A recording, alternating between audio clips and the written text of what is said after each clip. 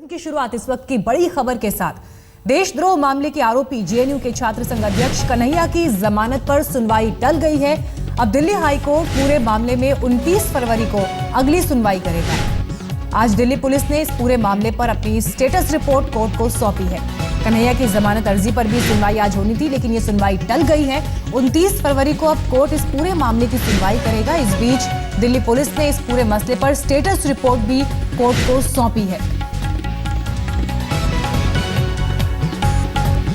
तो कन्हैया को आज जेल होगी या बेल होगी, ये लगातार सवाल उठ रहे थे, क्योंकि आज जमानत याचिका पर सुनवाई होनी थी, लेकिन ये सुनवाई टल गई है। अब 29 फरवरी को अगली सुनवाई इस पर होगी।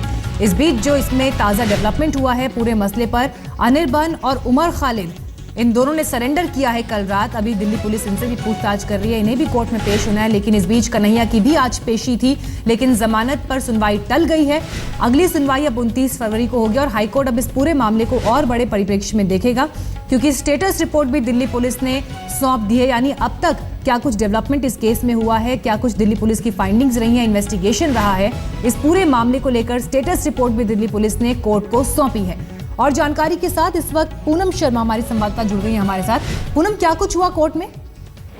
देखिए, तकरीबन 15-20 मिनट के दौरान ये जो हियरिंग चली, उसमें दिल्ली पुलिस ने आज अपनी स्टेटस रिपोर्ट कन्हैया के बेल मैटर में हाईकोर्ट को दी और बताया कि इस मामले में वो पुलिस रिमांड पर दोबारा कन्हैया को लेना चाहते हैं, जो अभी जुडिशियल कस्टडी में है, यानी तिहाड़ जेल में है। उनका कहना था पुलिस का कि कन्हैया और उमर दोनों को कन्फ्रंट कराने के लिए पुलिस रिमांड जरूरी है। लिहाजा अभी जो कन्हैया की जमानत अर्जी है उस पर हाई कोर्ट ने कोई सुनवाई नहीं की है और 29 तारीख तक के लिए जो बेल प्ली है कन्हैया की उसको टाल दिया गया है। यानी 29 तारीख को इस मामले में सुनवाई होगी, लेकिन उससे पहले पटियाला हाउस कोर्ट में दिल्ली पुलिस एक याचिका लगाने जा रही है, जिसमें कहा जाएगा कि हमें पुलिस रिमांड चाहिए कन्हैया की और दोबारा उमर और कन्हैया को आपस में सामने बिठाकर इस मामले में बातचीत की जाएगी, ताकि पुलिस को इस मामले से जुड़ी हुई तमाम और जानकारियां, क्रूशियल जानकारी मिल सके।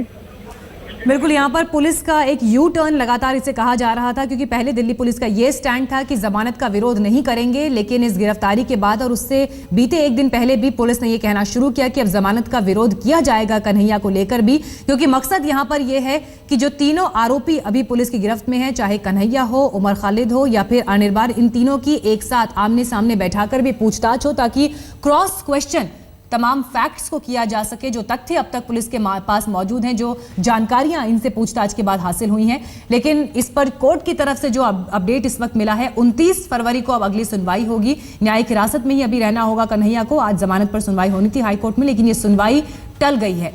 इस पर पुलिस का स्टैंड भी आगे ये रहेगा कि पुलिस रिमांड अब आगे और बढ़ाने की मांग यहां पर दिल्ली पुलिस करेगी। पूनम लगातार हमें इस पर अपडेट कर रही हैं। पूनम, इसके अलावा दिल्ली पुलिस ने एक स्टेटस रिपोर्ट भी कोर्ट को सौंपी है। उन्होंने तमाम वो जानकारियां दी हैं जो आज तक की प्रोग्रेस है इस केस से जुड़ी हुई। साथ ही पुलिस ने बताया है कि उमर और अनिर्बन दोनों जो है उन्होंने सरेंडर कर दिया है पुलिस के सामने, और इस मामले से जुड़े हुए जो दूसरे और पहलू हैं उनकी जांच पुलिस करना चाहती है।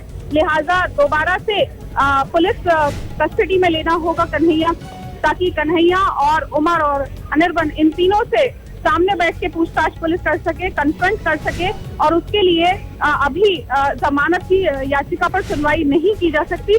तो लिहाजा कोर्ट ने ये तमाम दलीलें दिल्ली पुलिस की सुनी और उसके बाद अब 29 फरवरी तक के लिए इस मार्च को डेफर कर दिया है।